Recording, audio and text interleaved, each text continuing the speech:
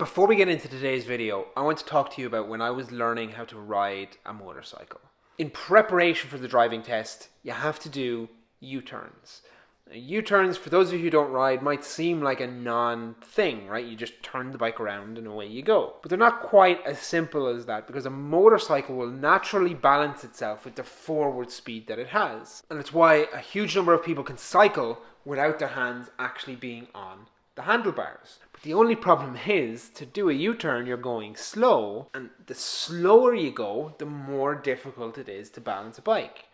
So you can imagine, as you're trying to turn a motorbike around in the space of a road, it can be quite challenging as a beginner to use your balance to be able to position the bike where it needs to be, to not either put a foot down, or even worse, drop the bike onto the ground. But knowing that this was coming down the road, I just practiced a lot.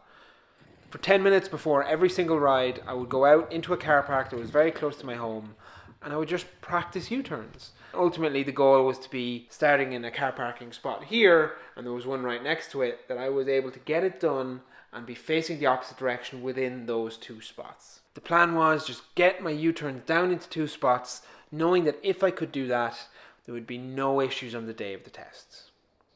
But the problem came when the fact that I just wasn't able to get it down to two spots. I don't even know if I could do it now. And so as I got down below 4 spots and into 3, that's when the issues started cropping up. I felt like I was out of control, regularly would have to put my foot down, or I would end up having to steer out of the U-turn to stop the bike from falling.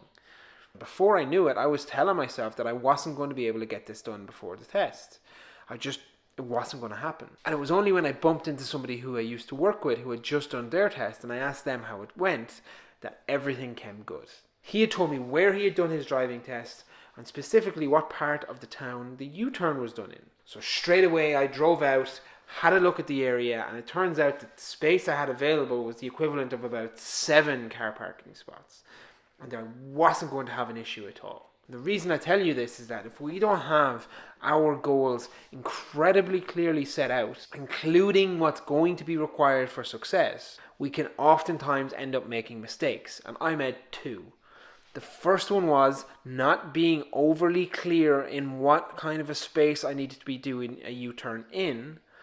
And that led to mistake number 2, in where I allowed this limiting belief to creep in, telling myself that I was never going to be able to do those U-turns in the space needed, and I was going to fail my driving test. So they're the 2 mistakes I had made, and they could have been all easily avoidable with a little bit of brainstorming. And that's what we're going to cover off today. In today's video, we're going to talk through everything you need to know about brainstorming and how you can use it to get ideas out of your head and generate new ones which would not otherwise be possible if you were trying to do everything inside your brain. Plus, for those of you who wait to the end, I've got a very exclusive giveaway offer that I want to let you know about. So make sure you stay till the end. Let's get started. When you're setting your goals, it really helps to clearly define what those goals are. Having super defined goals gives you that really strong sense of direction and purpose, and you are 100% clear in where you're trying to go. I recommend that you use a model called SMART goals, which is a framework that you can follow to make sure that you're actually ticking all the boxes you need to make sure you get that direction. Now, SMART, it's just an acronym, it's not anything fancy. It just stands for setting goals that are specific, measurable, achievable, time-bound, and relevant. And so if you can actually stick to that SMART model and set your goals in this way, that will automatically allow you to make sure that you're setting yourself up for success and that you have that direction forward when it comes to actually achieving them. As a side note, if you want to absolutely light a fire under this process and make your goals even more bulletproof, set them around feelings and emotions that you want to feel rather than things that you want to achieve. So as an example, if you take losing weight, yes, you want to know exactly how much weight you want to lose, and that might be 1, 10, 20, 100 pounds. But at the end of it, if you can tag on an emotion to that, it will just light that fire even more. So saying that you want to lose 25 pounds so that you can be less embarrassed when you wear the clothes that you want to wear, And you can feel that feeling of freedom by going for a run on a Saturday morning and not having to dread it all week.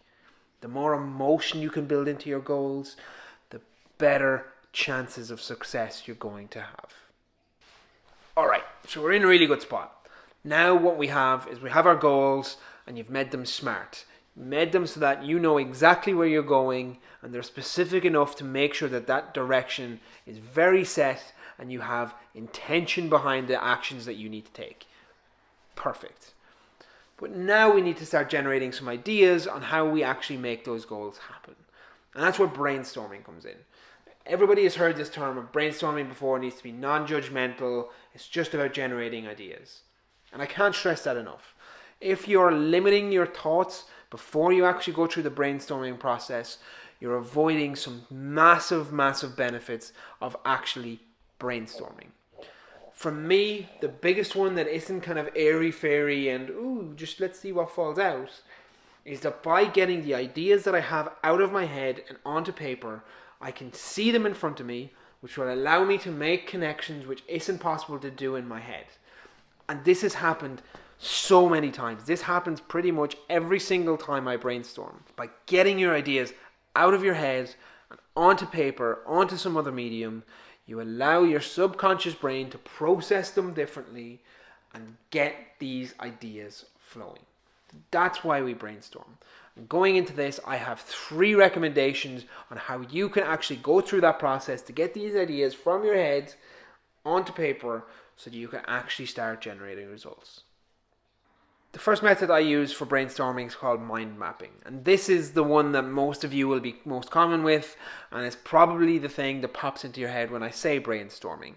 So I'm not going to spend a huge amount of time on it. Essentially what I do is I get a post-it notes, ideally different colors so I can form different categories. And all I do is I think of the goal that I'm trying to achieve and I write down anything and everything that comes into my head that I think is related to that. Some of these will be actions, some of them will be tasks, some of them will just be random thoughts that come into my head and I just get them out. Nothing, and I cannot stress this enough, nothing is limited at this stage. And all I do is I get all my thoughts out on post-it notes and stick them on the wall. Then, when I'm done, I just group similar ones together. Any of them that seem like they go together, that they fit, that they seem kind of related, I just get them up on the wall.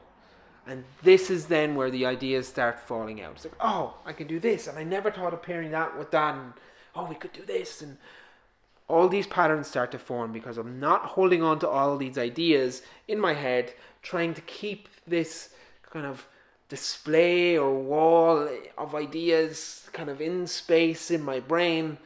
It's difficult to manage. You can't see it. You can probably only focus on one thing at a time, so forming connections ain't that simple. But by getting them all out on paper, by getting them onto post-it notes and being able to move them around in physical space, I can start seeing connections that I was otherwise blind to. And so by starting with this, I've now got some really good ideas starting to flow, and I can start generating new ones based on these connections I had never been able to see before. The second option that you have is called free writing brainstorming. And essentially it's a longer form version of the brainstorming that we had done in the mind mapping exercise. You're still taking your ideas and you're still putting them together in a new way on paper. But instead of using buzzwords and moving them around on a wall or a table, you're doing it in a journaling type fashion. You're telling a story, you're talking to yourself or your friend on paper to try and see what ideas fall out. Some people, like myself, I tend to work better where I have buzzwords and I try to form a map or a process that makes that work on the wall. But for other people, telling themselves a story of what they need to do, what problems that might have, and how they're going to get around them might just be a better medium. So look at it as a similar type of thing to the mind mapping brainstorming. But instead of it using post-it notes on a wall or a table, you're just going to journal and let your ideas and your emotions fall out on paper. And I would recommend that for those of you who work better in a storytelling setting. The last brainstorming option that I use on a regular basis is called inversion. And this is essentially where we take the problem that we're trying to solve with our goal and turn it on its head. So in this example, I might ask myself that rather than saying, how do I complete a U-turn within 2 car parking spaces, I would start writing down what I would do to stop myself being able to do a U-turn in 2 parking spaces. So that might be irregular practice doing tight U-turns, only do wide U-turns, whatever it might be, and just list all the things that I might want to do if I wanted to completely reduce my chances of being able to do a U-turn in the space required. And by writing down all the things that I shouldn't do, a lot of times I will end up generating all this information about these things that I should be doing. I should be practicing regularly. I should be practicing tight U-turns when I am practicing. I should be doing it in a space that is similar to the size of the space I'll have available on the day of the test. And so by doing all those things, by going through the process of writing down what I shouldn't do, oftentimes, especially when I'm stuck in coming up with those ideas, I will start generating these ideas of things that I should do. And so by inverting the problem, by thinking about it from the complete opposite direction, you can start generating ideas that you may have been blind to that way too. Of course, setting smart goals and brainstorming the ideas to make them a reality is only one part of the process. And if you're going to make your ideal life a reality, you need a full system to get you there. A system that's going to take your life currently as it is right now and give you the tools to assess where you're currently feeling your highest levels of satisfaction. If you don't do that, you're at risk of trying to fix something that's not a problem because it feels like it is. And unless you actually get to the root of where that actual pain is coming from, you're never going to feel like you've actually done anything. If you get that feeling of you're not able to actually do anything, you lose your sense of agency and you feel like life is just happening to you. It's not yours anymore. You've tried to make changes, but you can't. Be that losing weight or changing your job or earning more money. You've tried that before and it's not worked. And so now you're left feeling out of control and like your life is happening to you and not for you. If this feels like something you're sick of, I've got good news, because I've literally just launched my big summer blowout sale. What it's going to start off with at a base level is 200 quid off my Living on Purpose course. Now I spent months pulling this together last year, but it is everything, and I mean everything you need to go from not having a clue how to start, knowing that you've done so in the past and just failed, and you're just sick of starting. And you want to get that feeling of agency. You want to take control of your life again. This covers everything you need for that. Everything. And so you're getting that for $49.99 instead of €250. A massive saving. But if you pick it up as part of the big blowout summer sale, I'll also throw in a number of other things too. I'll give you my 90-day planning toolkit so that when you're going through that program, you can actually start turning it into actionable plans that you can use every single day to make those results a reality. Not only that, but I'll throw in my Essentials Tools Kit program, which is also going to give you all the systems and tools that you need without any of the fluffy shit that you don't, so that you actually now have tools to create that action plan and make it a reality. So I'll throw that in too for free. I'll also give you my Body Goals Basic ebook, which is a book I wrote to help my personal training clients lose weight and turn their fitness and health goals into reality. Wrapping it all together, you're also going to get a one-to-one coaching call with me. Actually sit down with you for 50 minutes so we can actually say, okay, now that you've gone through the program, let's make it work for you.